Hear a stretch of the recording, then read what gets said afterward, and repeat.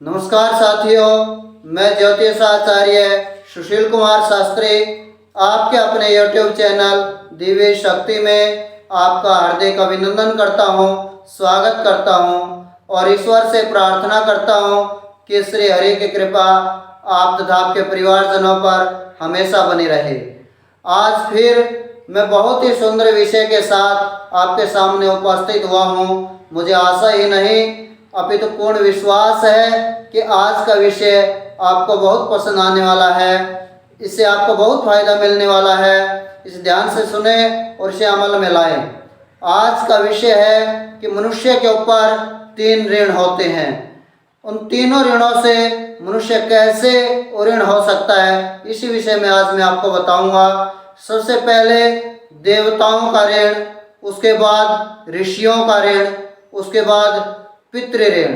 ये तीनों ऋण मनुष्य के ऊपर मुख्यतः 3 ऋण होते हैं। इन्हीं से ऋण होने के लिए मनुष्य को सबसे पहले देवता ऋण से ऋण होने के लिए ज़्यादा से ज़्यादा अपने जीवन में वृक्ष लगाने चाहिए। क्यों? क्योंकि देवता जो देते ही देते हैं, हमसे कभी कुछ लेते नहीं हैं। उसी प्रकार हमारे जीवन में वृक्षों का महत्व है कि वो हमसे देते ही देते हैं, जीवन में कुछ लेते नहीं हैं। जैसे लकड़ियाँ देते हैं, औषधियाँ देते हैं, फल देते हैं, छाया देते हैं।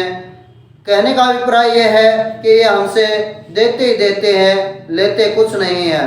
आपने देखा होगा कोरोना टाइम में ऑक्सीजन की किल्लत में कितने सारे लोगों ने अपनी जान गंवा दी, लेकिन पीपल का वृक्ष एक ऐसा वृक्ष है कि हमारे जीवन में बहुत सारी ऑक्सीजन वो फ्री में हमें देता है। और हम ब्रह्मा विष्णु महेश जी का इसमें वास मानते हैं। इसलिए मेरा कहने का अभिप्राय यह है कि देवताओं के ऋण से ऋण होने के लिए हमें अपने जीवन में ज़्यादा से ज़्यादा वृक्ष लगाने चाहिए। दूसरा ऋण होता है हमारे ऊपर ऋषि ऋण, अर्थात प्रत्येक मनुष्य किसी न किसी ऋषि की संतान होता है, अर्थात 7 ऋषियों की संतान हम सभी लोग। इसलिए हमें उनके लिए तर्पण इत्यादि क्रियाएं करनी चाहिए। तीसरा ऋण होता है पितृ ऋण। पितृ ऋण क्या होता है?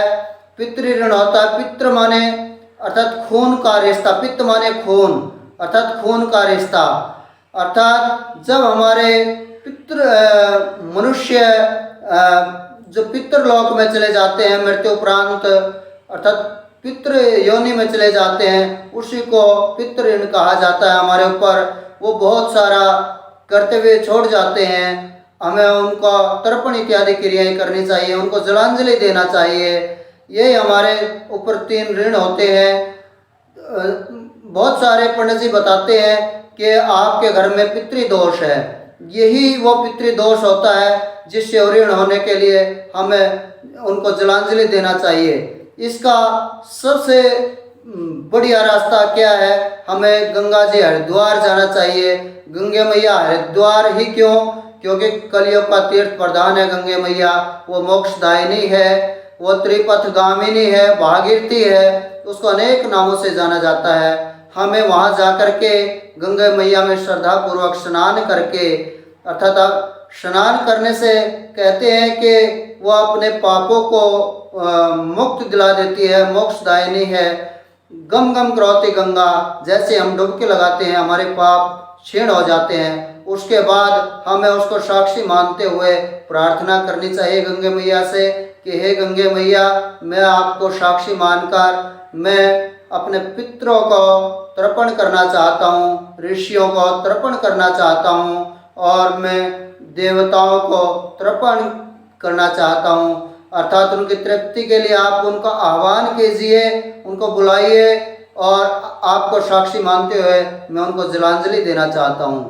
तब वो उनको बुलाती हैं और यह हमारे तीनों ऋणों से हमें मुक्ति मिलती है। इसलिए हमें सभी मनुष्यों को अपने कल्याण के लिए तीनों ऋणों से ऋण होने के लिए, ये तीनों ऋणों से ऋण होने के लिए हमें गंगा मैया हरिद्वार जा कर के ऋषि ऋण, पितृ ऋण और देवताओं के आह्वान करके उनको जलांजलि देना चाहिए।